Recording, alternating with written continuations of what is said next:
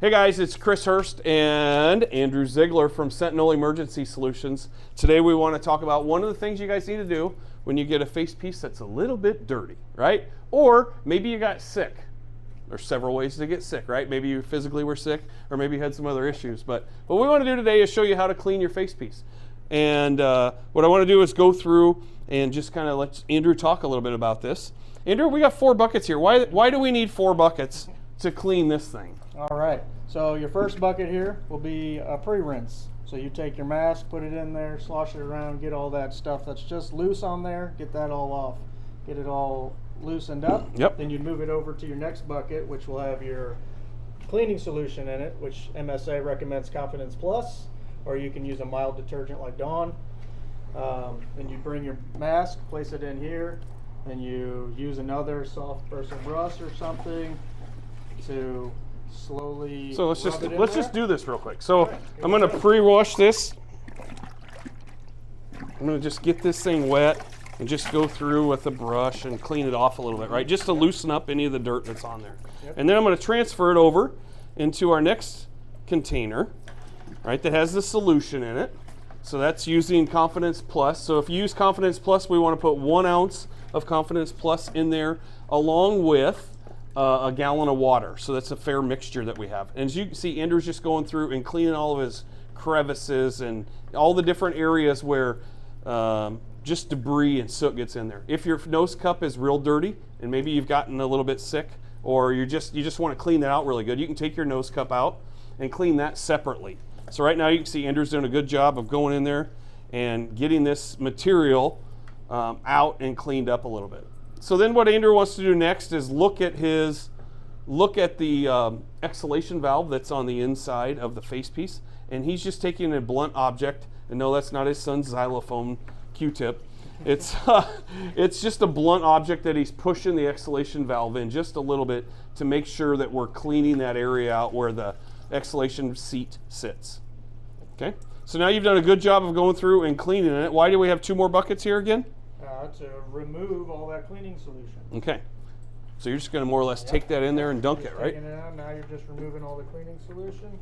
Obviously, this first bucket will eventually get a little bit of the cleaning solution in it. So if you don't get all the cleaning solution off, you will eventually just be adding a 3rd cleaning solution bucket, or 2nd, yeah. or 4th, depending on how many you have. That's why we go through and have 2 buckets to clean it. Multiple buckets if you need to. Yep. So it's just a simple process. Go through there, get it cleaned up. Sometimes you might want to do it twice if you were in a real dirty situation. Yep. Go through it, look at it, make sure it's clean. If you have to, go back again. Yeah, so obviously when you're on scene and you're trying to do a gross decon, this is a good time to do it. You don't have all this set up there all the time, but when you get back to the firehouse and you've got room for your cleaning solution and you have your buckets and all that stuff, you can go through and clean your face piece out a little bit better. It's always important to have the correct PPE on, right? Eyes, protect our eyes, and have our gloves have gloves on our hands in case there's some contaminants that are in there. All right. So then once you've got it rinsed twice, Andrew, you're just kind of doing an inspection, right? You're kind of looking at your face piece and making sure. Correct. You're just looking at it, making sure your straps aren't worn or torn or just stretched out. Mm-hmm. This would be a good time to notify us if you need some new straps. Yep. Or if you need a new head net, something like that. Yeah. Making sure your lenses are good, not cracked, scratched, delaminating, anything like that. Looking at any other deformities. And then you would look through your nose cup as well. Just good. It's good to clean. It's good to clean that out, isn't it? Because that's where all your oxygen's coming out, right? Yeah, and it's good to get that cleaned out. So then to dry it, we want to set it up in a couple different ways, right? To let the water kind of drip dry through there. Yep. So it's not a great idea to hang it by here, even though there's a lot of loops and stuff to be able to do it, because all you're doing is a wet strap is just going to stretch out a little bit more. What I like is there's these little clips that are on each of the. Yep. Where's she hiding at? Where's the little D-ring hiding Little at? D-ring. There we go. So that one was missing one. Yeah. Yep. So you can hang it by that and let it hang and just Correct. air dry. Yep. Correct. You can hang it by that. You can let it sit like this. As long as you rinse it thoroughly, this is a good way to do it. You can even lay it like this.